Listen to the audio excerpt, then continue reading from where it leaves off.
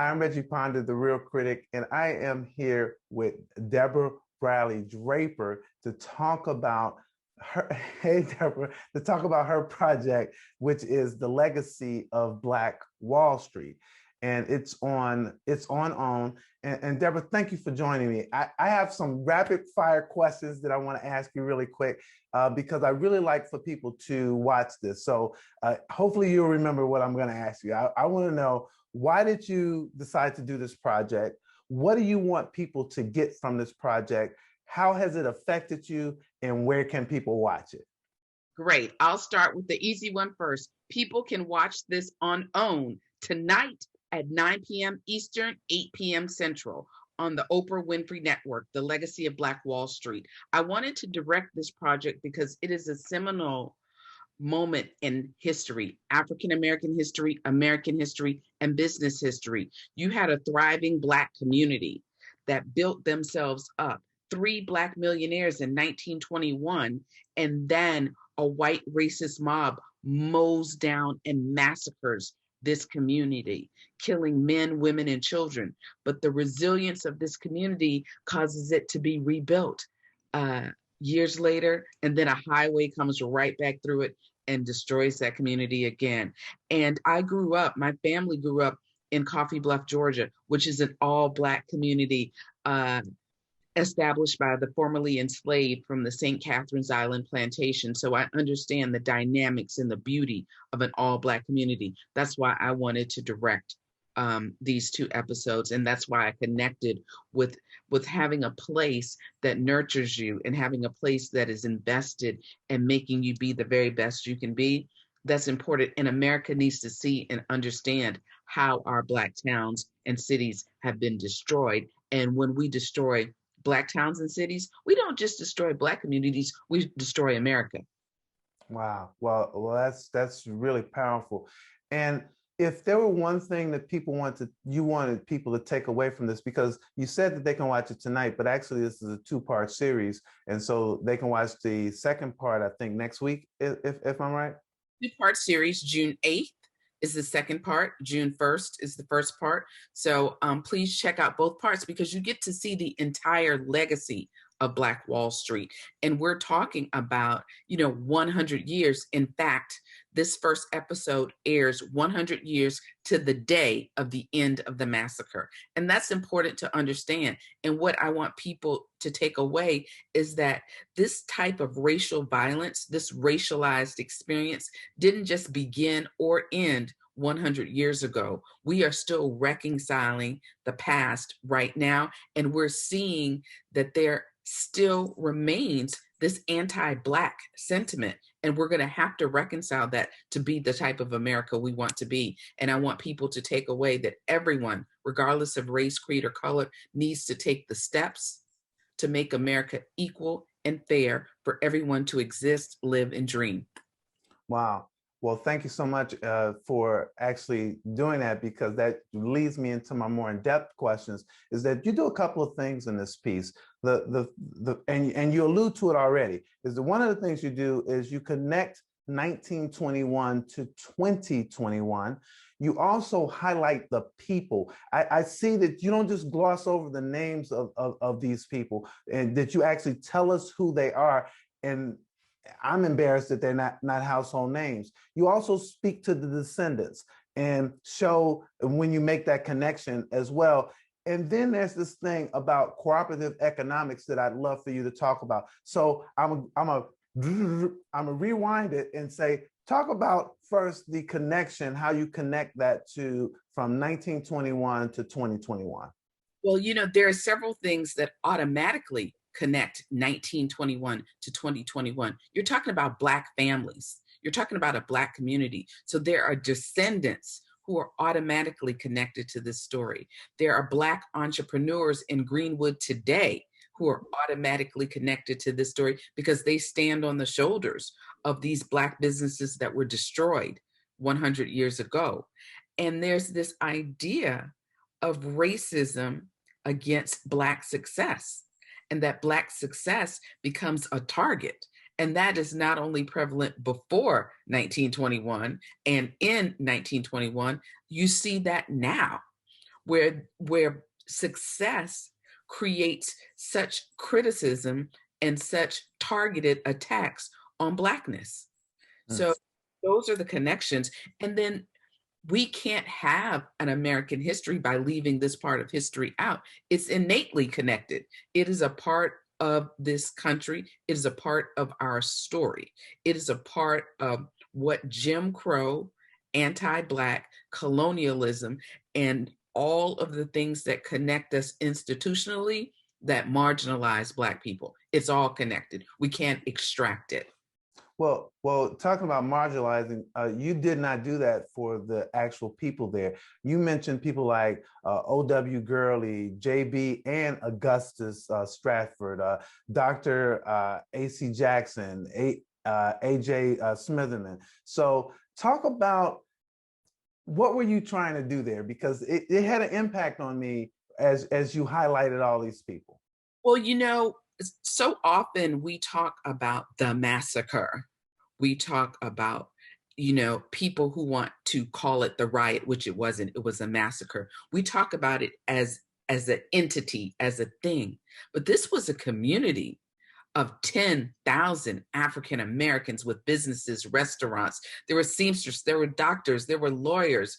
You had every strata of society represented in those 10,000 individuals. And we need to remember that's 10,000 individuals who harmoniously lived together in Greenwood, building a place that Black people called Black Wall Street because it was so thriving, so successful, so forward thinking.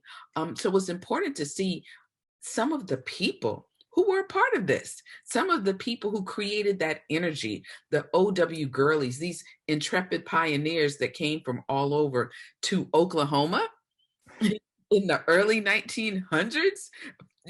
And they put a stake in the ground and they said, we're going to build something out of nothing. There was no script for what they did. There was no blueprint for what they did. They conquered the West. They built a community, they built businesses, they worked together through cooperative economics. Many of them had different skills that they had honed when they were enslaved. So they brought those skills, builders, carpenters, people who could own restaurants, people who could sew, and they kept their dollar circulating in Greenwood. And that's how it became so profitable and so prosperous, because they understood how to serve one another. And of course, it was completely segregated in Tulsa. So their money stayed in the community. And they actually wanted their money to stay within the community. They wanted to be able to support each other's businesses, to have a Black doctor, a Black lawyer, Black real estate executive. J.B. Stratford had the finest hotel of any race in Oklahoma. Lula Williams had a 750 seat, the Dreamland Theater. That's better than most theaters you will ever see. And think about her, a Black woman. She didn't own just one, she owned 3 movie theaters. So she was like a mini AMC before AMC was even thought about. So it's important for us to know the vision, a Black woman before the 1920s owning a chain of movie theaters, a Black man having a 5-star hotel, the Tulsa Star, written and published by A.J. Smitherman with a Black female cartoonist. It was absolutely amazing. But what you did though is that I feel in this piece is that you also didn't make it seem like there wasn't poor people or people. Everybody wasn't rich. And I love that because the community, the way it comes off sometimes like, oh, everybody was just doing great. But you talk about how there were the number runners, the bootleggers, that it was a community. It was a real community with real Black people, and everything you could want was available. No, and that's really good. So when you talk about this issue of cooperative economics, it's really interesting that this segregation made that happen.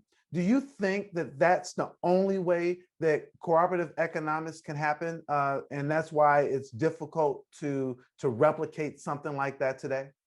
I think Jim Crow created an environment for that to exist, but the mindset can still exist right now because you can be conscious about the choices. You can choose the business that you want to give your hard-earned dollar to. So you can choose um, an array of products from an array of vendors every single day. So if you are looking for a shampoo, it does not have to be a shampoo that is manufactured by a company that's not Black. You can choose a shampoo that's manufactured by a company that is Black. And then that puts that dollar right back in a Black household, in a Black business, in a Black community, within a Black family. So those are choices that we can make, very conscious choices.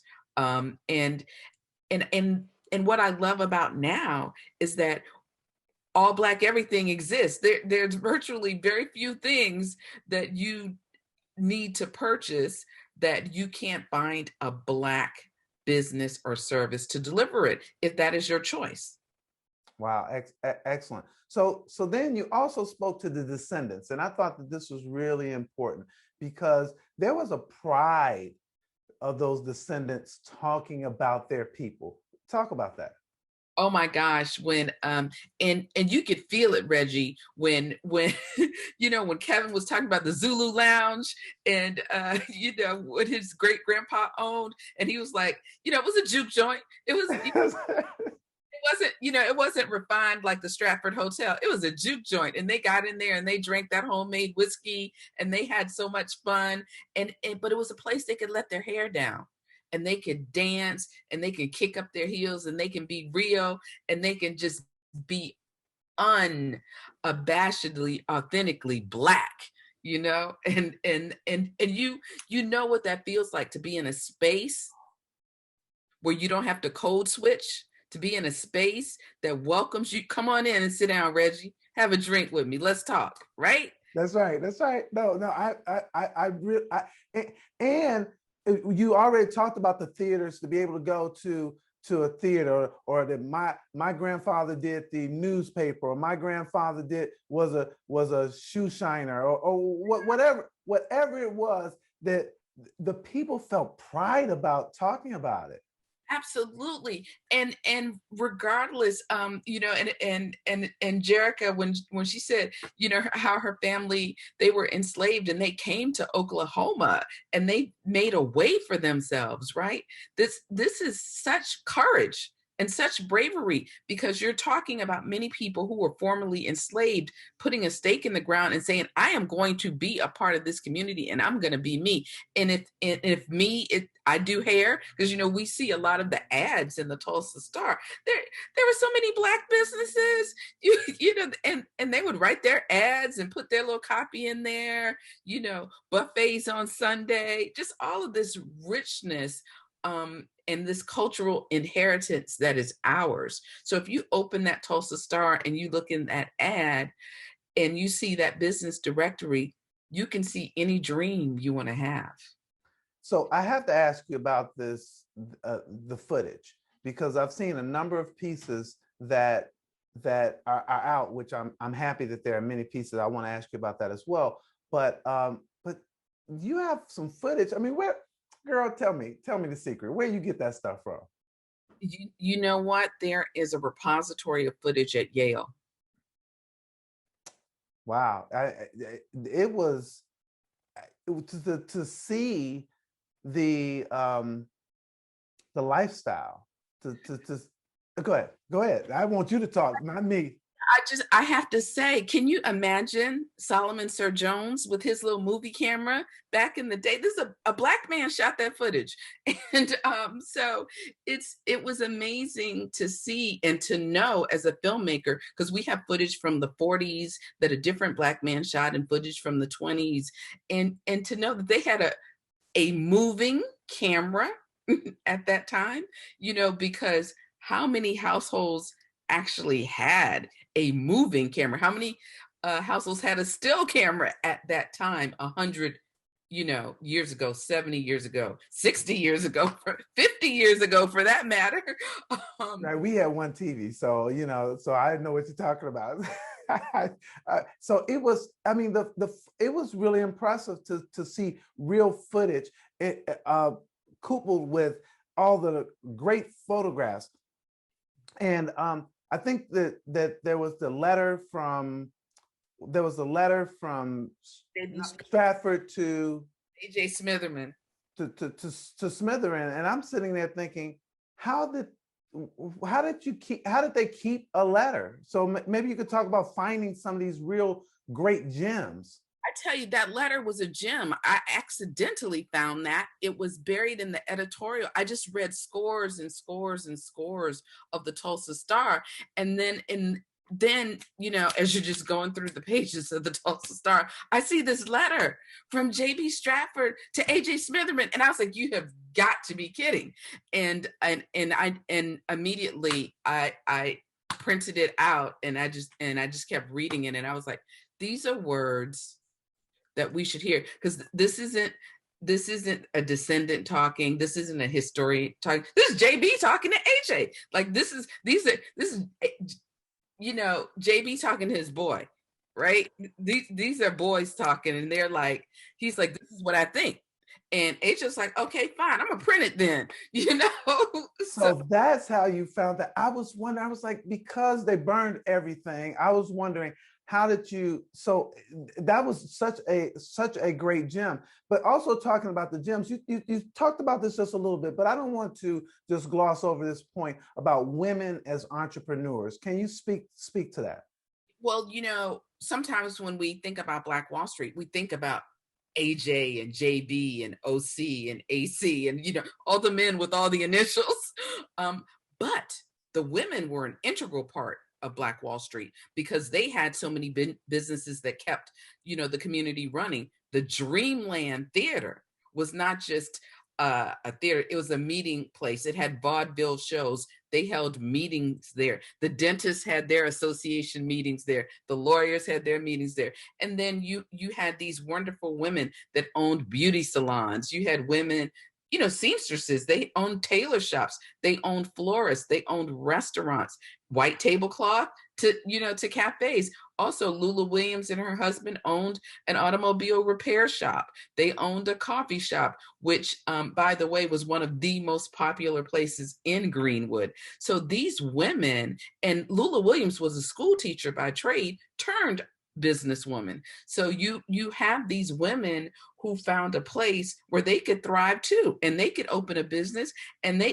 could make money and become a pillar in the community, and also show the younger women at that time that ownership and entrepreneurship was possible, because you could see it. It was there. It really was. So I'm really happy that you talked about that. So the part one for me was, let me tell you about my people. Part two is, okay, now let me tell you about the massacre. But you get into it a little bit on part one to kind of lead into part two. But part one was really to tell me about my people. Go ahead.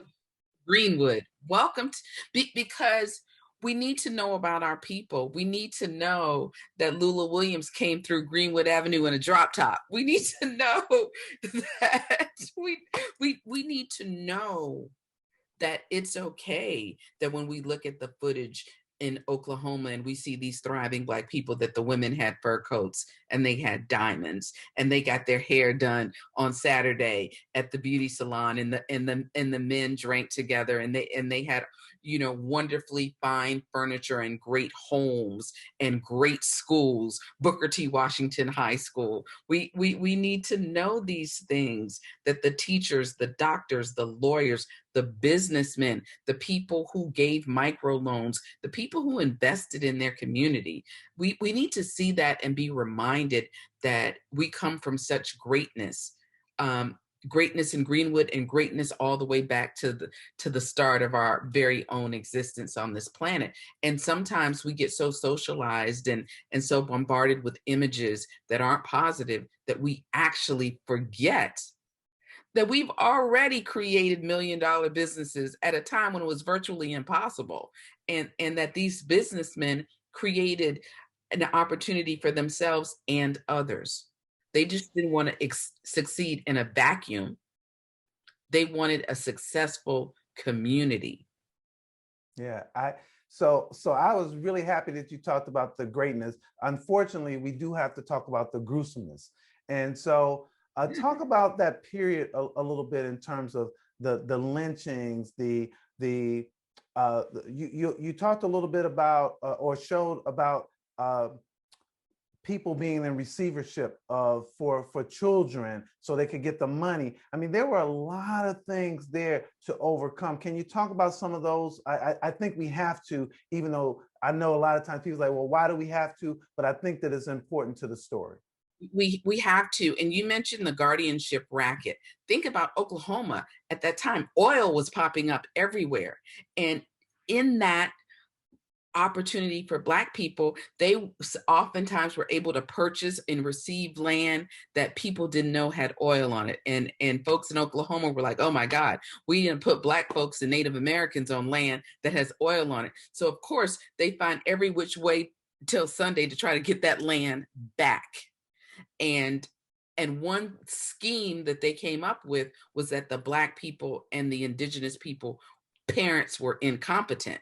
And so these parents are incompetent. And guess what? We're going to give you a white guardian of your children. Do not worry. We'll handle your money for you. And so these laws were passed where white people would become the guardian of Black people's children, so that these children who would get these oil checks, the white people would manage it. And we didn't cover this in the documentary, but within the indigenous community, white men would marry the indigenous women who were sitting on oil, so that way they could become the husbands of the women who had the oil. And then these women would mysteriously disappear. And then these white, it happened in Osage County. There's a new film coming out about it, the murders in Osage County. Several hundred Native American women who owned oil disappeared and or were murdered. Wow. And so a white man would come to own the land with the oil. Wow. So also talk a little bit about the lynchings overall, because that's important. Important that we understand. Birth of a Nation came out, right? This is the lynching movie.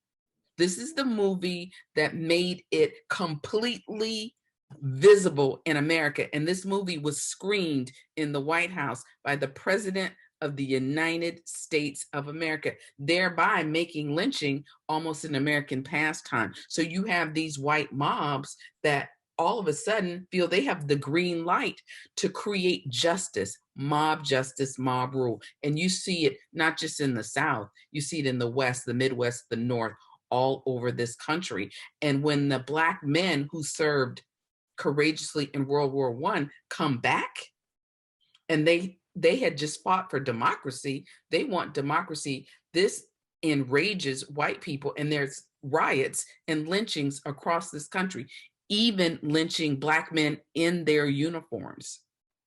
And this mentality of we are going to suppress and marginalize you. You cannot be equal. You cannot have democracy. You cannot participate fully in this country. The way that was handled was not through conversation. It was handled through murder and violence and racial rage and violence and hatred and evil. And you see it from Greenwood to East St. Louis to Atlanta, all over the country. Race riots were happening and Black people were dying. And so the reason I want you to talk about that, because that's going to lead up to part two of this, of part two, which really shows that Black folks weren't gonna have it. Black folks were like, yeah, you guys been lynching some people, but not here. Yeah. So set that up for me. Set that up for me. A.J. Smitherman was one of the first registered Democrats, Black men in the United States of America. A.J. was an activist against all kinds of violence against his people. And he also believed that if you're gonna come for me, I'm not going to sit here and cower. I'm going to stand up, and I'm going to tell my brothers to stand up. So when we get into part two on June 8th, and the town of Tulsa decides that they want to arrest a young Black man for an alleged rape of a white woman. The brothers are like, you know what? We are not going to do this. We're not going to let you take that young man. He cannot be lynched, because in the paper, they printed a call to action: nab the Negro. There's no other way to understand what that means, right? Nab the. Yeah. The young man is in jail. Nab him from where? What are you saying to the community? So once the white paper printed that, and all of these white men start to assemble around the courthouse, AJ Smitherman's like, I don't think so. And you have a cohort of Black men, courageous Black men, who had already decided to put their life on the lines for America in World War I. They are 100% willing and courageous and brave enough to say what you're not going to do. And I will leave that for you to watch part 1 and part 2. That's really excellent. So we're getting short on time here. So my couple more questions I have for you. One is, what did you leave on the cutting floor that you like? I wish I could have gotten that in. I know you did. I know you left something on the cutting floor. So come on. I wanted to spend a little bit more time in this relationship with African Americans on the Trail of Tears. That's one thing. And then I also wanted to spend just a little bit more time in episode 2 in the reconstruction of Greenwood after the massacre, and all of the tricks that the city of Tulsa played to make that. We talk about it, but it was so many tricks they tried to pull that there's just not enough time to cover all of the tricks. So those are the 2 things. And so what do you think today? Let me just get your overall thoughts of what's happening in Greenwood today. How do you feel about building $1 million buildings, having commemorations, people still being poor, highway running through the city? I want to hear from you. You've done the research, and I'd love to hear what your thoughts are. One thing that I learned, Reggie, and I didn't know this, but doing the research on this film, I did not know that there was deliberate urban planning in so many cities to run highways through Black communities that basically destroyed these communities and broke the main arteries in the heart of these communities apart. And then these communities become urban blight. And then these communities are then products of gentrification, and they become expensive condos that a whole lot of folks that used to live in these neighborhoods can't even afford. This story in Greenwood is a story of America, and it's what America's fraught relationship with Black people, and how every time we assert ourselves, there's some type of institutional force that pushes us back or tries to keep us marginalized and oppressed. I think there is a lot of work to be done in Tulsa. There's a lot of work to be done in America.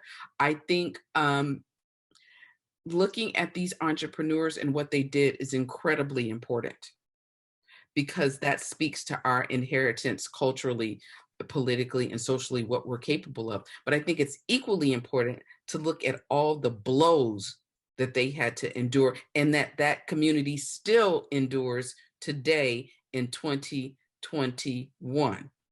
Wow. There are still blows happening. And they weren't able to reach a settlement with the survivors and the descendants on the day of the 100th anniversary. So my heart was broken, because when I saw that 107-year-old survivor, I thought, there is no way anyone can look in the face of a 107-year-old woman and not know and understand that reconciliation and healing will come through the reparations. And here's the thing. They filed $2.7 million in insurance claims that were not returned. Return it. This isn't like we're giving you something. This is actually honoring the claims that they filed for the loss. This is what we do in this country. If there's a loss, the loss is then settled. Right. You talked about all the tricks, but our time is up because you were so gracious to give me some time. So there's so many questions I want to ask you. I could talk to you forever. Deborah, firstly, thank you so much. Could you, before you leave, could you make the 30-minute pitch for why people should watch this series?